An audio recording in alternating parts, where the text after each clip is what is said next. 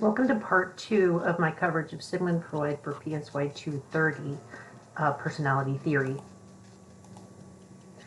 In this portion of the chapter, we're really going to focus our attention on how Freud conceptualized the structure of personality.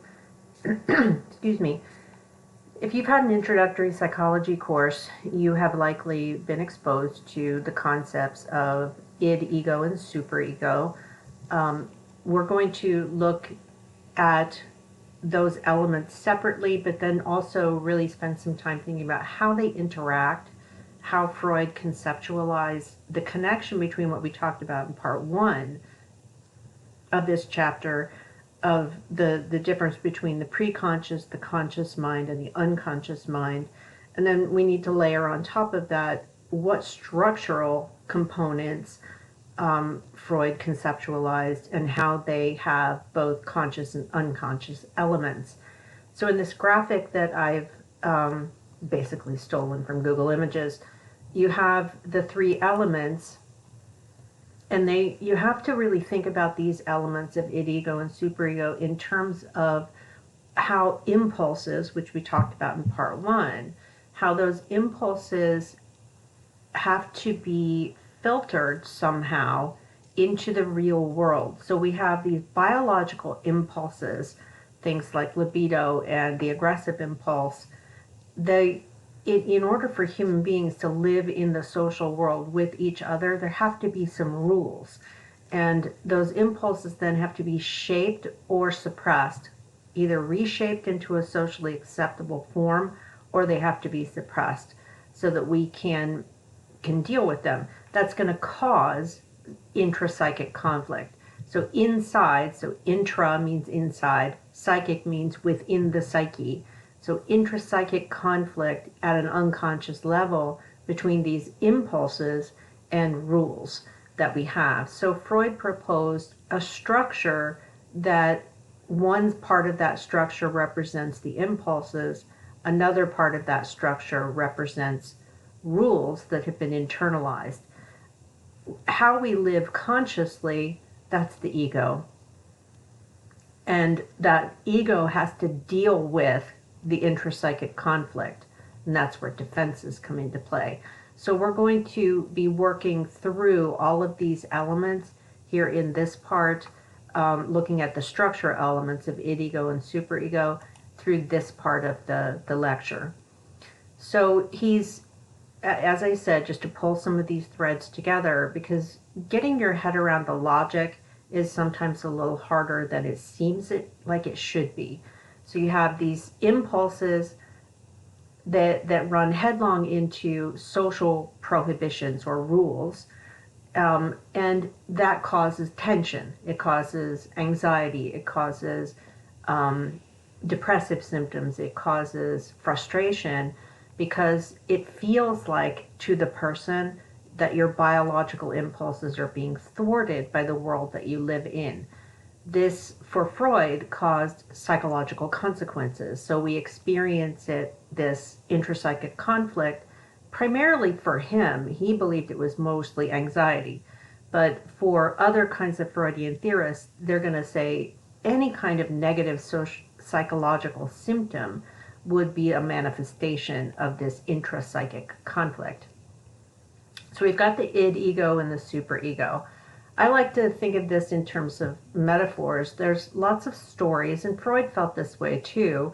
If Freud had lived during the time of The Hobbit, he probably would have identified these key characters as representative of the three elements of the psyche.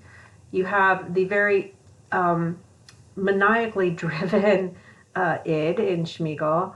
You have the very rule-bound, very conscience-driven Sam, and you have the Hobbit, who's in between the two of them. And he's sometimes pulled in the direction of the power of the ring, and he's sometimes pulled in the direction of being his better self. So let's look at each independently. The id, and I really do find this Hollywood image of Schmiegel really represents the id itself. Id comes from the German das Es, and I have no way of knowing if I'm pronouncing that properly because I've never studied German.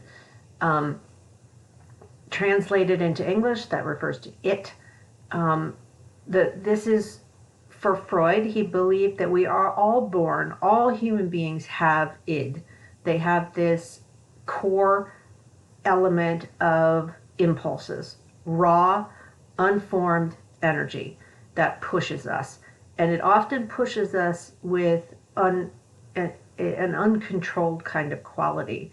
He described the id as primitive, as not organized, and therefore it can be anxiety provoking just in and of itself. It's not going to change. The content of the id is not going to be affected by development because it is just this internal repository of energy. Freud described the functioning of the id in terms of the pleasure principle. So the idea is it causes, if the id's impulses are not being satisfied, there's just this uncontrolled, anxious unpleasantness. And the id really wants to push the ego. Ego lives in the real world. The id just wants to push and push and push. The ego has to say, I feel awful because I have all this tension build up. What do I do? So the id wants to gain pleasure, minimize discomfort. It's essentially reflexive. It's like, I have impulse, I have energy. Think about when you need to sneeze, it's unstoppable tension. You can try and make it quieter, or if you need to sneeze when you're in a setting where it's not appropriate to make noise, but you have to sneeze. It's reflexive in that manner, the way that Freud described the energy of the id. He also believed that after we're formed, we're growing, we're developing, if we have thoughts that the rest of the social world would feel are unacceptable, it is connected to those. And those thoughts can then be pushed below the level of consciousness. And for Freud, he described them as being very related to the impulse nature of the id. Now the ego, as I said, ego is in that conscious, pre-conscious sphere. It lives in the real world and has to make real world decisions. So ego is the self that lives with other people, that has to make choices, has to make judgments. So you've got the word das Ich. Again, I've never studied German. But it refers to I. There's an essential I-ness. If I asked you, tell me who you are, for Freud, what you would be describing is your I, your ego. He argued that the ego functions by what he called the reality principle, which means you have to get as much joy and pleasure and happiness as you can, but simultaneously do so in a way that helps you avoid as much punishment as you can. So in many ways, it's very pragmatic, or it should be. What you're attempting to do is protect yourself against pain or suffering that comes from two different directions. The one is the id that we've already talked about. You have these impulses that when they're not satisfied, they cause tension or anxiety or unpleasant feelings. Your ego has to respond to those in the real world. Like if your id is saying, I really like sex right now and I'm going to feel tense until I have it. Ego is like, yeah, sex would be super nice right now, but I don't have a partner. What do I do? The tension isn't going to go away, but you want to satisfy it, but you need a way to do so that's socially acceptable within your own sphere.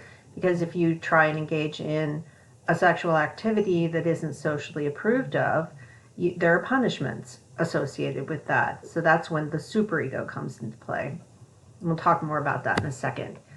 The ego in development, so in the early stages of childhood development, ego, Freud described it as splitting off or emerging out of the id in order to cope with the stress and the demands of the everyday world. So it's designed to somehow find a way to satisfy the id's demands in a real world environment. In some descriptions, Freud talked about the id as being protected by the ego. I find that description a bit confusing. You know, it is just your raw sensory energy, not sensory, your raw impulsive energy, almost instinctive energy. And ego is going to attempt to reduce the pressure associated with it, you know, kind of use that metaphor of the boiling pot of water on the oven, on the stove. And the ego is the force within the person that can take the lid, open it a little, let some of the steam out, and then put the lid back on. It's ego that makes those choices about releasing some of the pressure and putting the lid back down. So a healthy ego is able to do that in a smart and socially appropriate way. Basically, what the ego does is regulate tension or anxiety in response to what you're sensing from the inside, which comes from the id, and what comes from the outside. And that's what comes from, you know, social norms and expectations, which eventually are going to get internalized in the form of the superego. Think about the id as being either responsive to needs in a knee-jerk kind of way, or representing needs. Ego has to respond, though, to opportunities for satisfying those needs. So like I said, you know, if you have a person who is thinking, you know, the id is all unsatisfied sexual tension maybe, and the ego is like, I have all this sexual tension, what do I do? Ego needs to look at what are my opportunities. Id is just like, I have needs, period. Ego has to deal with it in the real world. Then you have the superego. I'm not even going to try and pronounce that. Okay, maybe I will. Das Über-Ich. I have no idea if that's right. Which translates roughly to above I. And what Freud means by choosing that label is that this is an attribute, a structure within the self that is beyond the regular everyday self. It's not the flawed self. It's the internal voice that says, this is who you should be. This is not who you are, this is who you should be. And it is strongly informed by values, beliefs, ideas that you have internalized in your early childhood, informed by religious traditions, informed by the rules and structure of your home, infused with cultural values, norms, and laws. So as you go through childhood, you're picking up on, what do I get punished for? What am I valued for? Superego is the structure that evolves inside the psyche in mid to late childhood that houses all of those rules. And then it gets super rigid about it, saying you must be this way or you are bad. So what's in the superego is a whole bunch of rules, morality, codes of conduct, all the kinds of societal restraints and constructs that shape who you should be in the social world. Now remember where Freud was positioned historically. He was in Vienna, in Victorian Europe, and it was this very bizarre situation. He kind of lived in this upper class world, and his early patients were mostly upper class women. So he was dealing with these people who were largely controlled by a very censoring, restrictive, closed-minded set of social rules. But in their private lives, they were just as messed up as anybody, often engaging in behaviors that would violate those codes. So he argued that in their everyday lives, these Victorian people, they were very driven by their id, But the superego demands were so powerfully strong that their egos were just buckling under the strain of these intense moral codes. Freud argued that there were three basic functions of the superego. The one is probably the most obvious, to function as a conscience, to say to you, now I know you want to do that, but that's the wrong thing to do. And it'd be that little voice inside your head that says, if you do that, you're going to feel awful about yourself. So say that the id is saying, take the shortcut, cheat on your wife or whatever. Take that shortcut. But your ego is like, yeah, that might be good. Yeah, that would feel good. Your superego says, that would not feel good. That would make you feel awful. You'd be a bad person if you did that.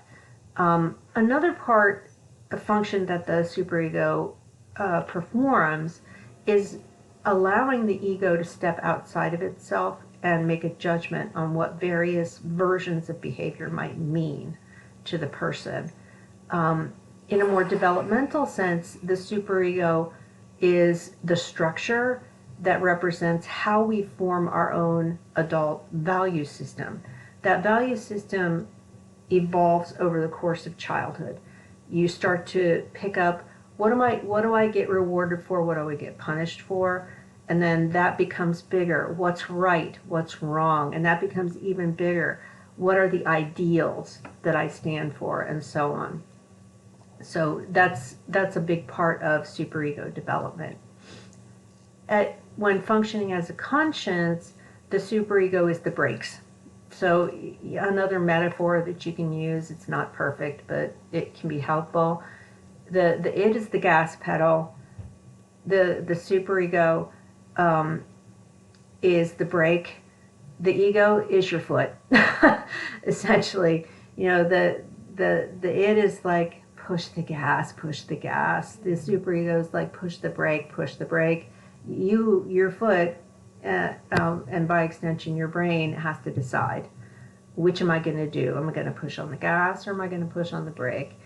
Ultimately, the ego basically has to say, I'm going to push the gas as far as it is safe to do so, or as far as I can get away with, and that'll be enough, right? So that's the balance that the ego has to strike between the superego and its sometimes just overly moralistic, but often just overly idealistic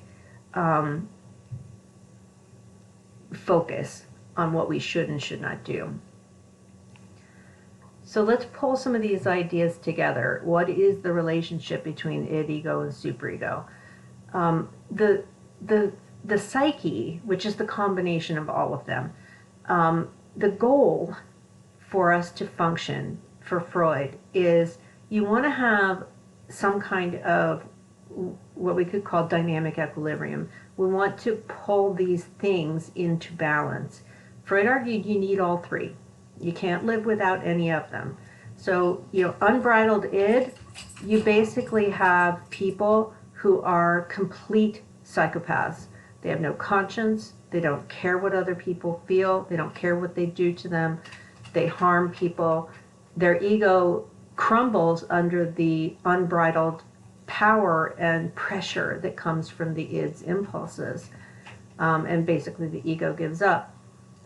On the other hand, if id is so suppressed and the superego is too strong, ego will again crumble under the pressure and become overly rule-bound and restrictive and likely crippled by anxiety and depression. So the goal is balance. The ego, when it's at its healthiest, is able to maximize pleasure while simultaneously minimizing guilt and punishment. And that's the way to keep the amount of overall tension at a moderate to low level. You're never going to get rid of all the tension. Ego exists in a place where, yeah, that would be nice, but I'll get my pleasure this way, instead of going full on id. Remember that the energy that drives personality functioning, that drives personality growth and development, comes from that primitive id. The ego, its job is to find a way in a realistic context, to satisfy partially the drives that are coming from the id. The superego, like the brakes, the superego has to kind of, it comes out of the ego during childhood development, and it becomes the code. It becomes the code that says this far and no farther. And you can get some pleasure, but if you go too far, there are going to be consequences. There'll be guilt, there will be sadness, there will be moral consequences for the ego. Part of understanding how id, ego, and superego interact is thinking about what is conscious and what is unconscious in our experience of them. It is entirely unconscious. We do not have direct conscious access to what's in the id. We can't kind of sit down and introspect what are the clear nature of our drives. Freud believed, and there's controversy about all of the Freudian concepts that aren't measurable. I mean, you can't measure someone's id, you can't measure their ego, and so on. But Freud believed that if you could actually look into your id and see it in raw form, that you would lose your mind. One more Lord of the Rings reference. The id character in that franchise, particularly the way he's presented in film, he's de-evolving rapidly. So the Freudian image of the id, if it is allowed out, if it is allowed too much conscious space, the person would go mad. So the way that in Lord of the Rings that character is presented, it is madness. It is absolute madness. And it's a very Freudian kind of story, to be honest. So you need to think about it and use that metaphor if it's helpful for you. With these relationships between these structural elements in mind, you can fashion a statement as to what Freud thought was the goal of therapy in his system. And what he believed was that what you need to do when people are suffering from what he called hysterical symptoms, which would be symptoms of physical illnesses that have no physical cause, like hysterical blindness or hysterical fainting spells, whatever, that those are caused by the ego's inability to cope in a realistic and healthy way with pressures simultaneously coming from the id and the superego. So the goal of analysis is to help the ego become strong enough to use defense mechanisms that are less distorting. So when we talk in the next section of lecture about defense mechanisms themselves, I will explain what I just said more fully. But basically, psychoanalysis helps people to clearly understand what the superego is for, that there are id impulses, that the ego at its healthiest has a rational awareness of what it's doing, which is tapping on the brakes, but simultaneously getting enough pleasure to satisfy the id. That gives the person more awareness, it gives the person more control over what's going on in their lives. Another way that these metaphors show up, just so you maybe have some references that you can think about. When we think about, when I think about id, ego, and superego, I often think about the Cat in the Hat. The cat is so id. He is so completely the id. He doesn't think about consequences. He doesn't care about consequences. He thinks about nothing but fun and what he wants right now. Completely oblivious to reality and the rules.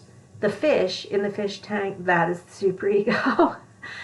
He's like, no, no, no, that's wrong, that's wrong. And he's made kind of stuffy in the books. And then you have the kids. The kids are the ego. They have to try and deal with it. They want, the cat's kind of fun. The cat's entertaining. The cat's interesting. But then you have the fish, stuffy old fish, who's trying to tell them not to listen to the cat. The kids have to figure out something in the middle. They want to have fun. They're kids. At the same time, they don't want to destroy the house or make their mother mad, right? They have to deal with the real world and real world consequences. So that concludes part 2.